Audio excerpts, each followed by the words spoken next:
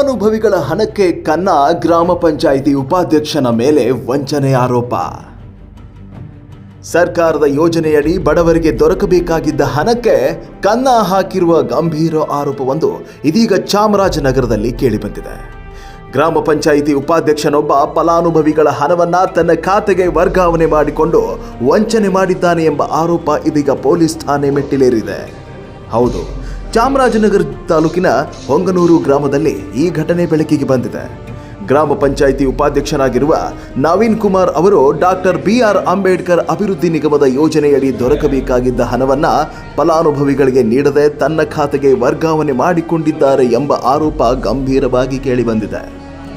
2018-19 ಸಾಲಿನಲ್ಲಿ ಹೈನುಗಾರಿಕೆಗಾಗಿ ಫಲಾನುಭವಿಗಳೇ ಹಸುಗಳನ್ನು ಕೊಡಿಸುತ್ತೇನೆ ಎಂದು ಹೇಳಿ ಹಣವನ್ನು ಪಡೆದುಕೊಂಡಿದ್ದು, ನಂತರ ಇಂದು ನಾಳೆ ಎಂದು ಕಾಲಹರಣ ಮಾಡುತ್ತಾ ಕೊನೆಗೆ ವಂಚನೆ ಮಾಡಿದ್ದಾರೆ ಎಂದು ಹೊಂಗನೂರು ಗ್ರಾಮದ ಸಿ ಮಂಜುನಾಥ್ ಸುದ್ದಿಗೋಷ್ಠಿಯಲ್ಲಿ ಆರೋಪಿಸಿದ್ದಾರೆ.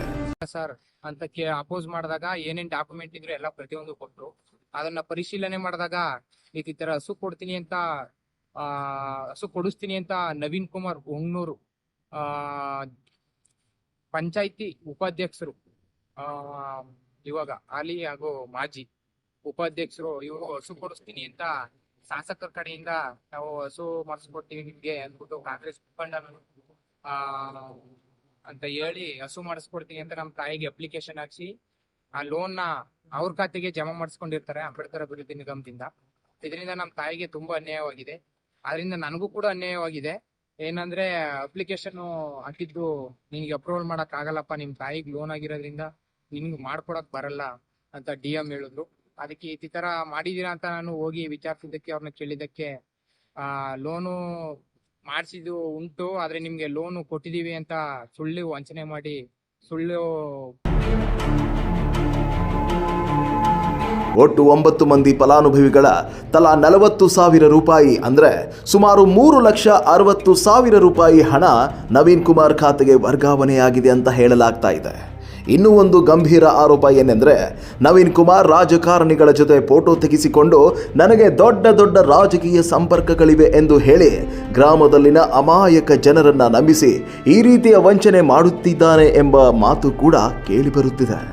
ಈ ಸಂಬಂಧ ಚಾಮರಾಜನಗರ ಪಟ್ಟಣ ಪೊಲೀಸ್ ಠಾಣೆಯಲ್ಲಿ ದೂರು ದಾಖಲಾಗಿದ್ದು, ಪೊಲೀಸರು ಪ್ರಕರಣ ದಾಖಲಿಸಿಕೊಂಡು ತನಿಖೆ ಆರಂಭಿಸಿದ್ದಾರೆ.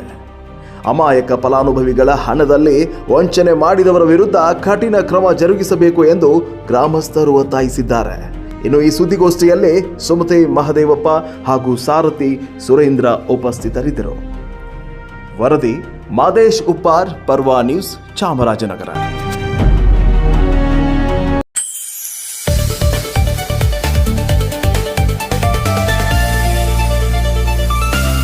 ಪರ್ವಾ ನ್ಯೂಸ್ ಕನ್ನಡ, ಇದು ನಿಮ್ಮ ವಾಹಿನಿ.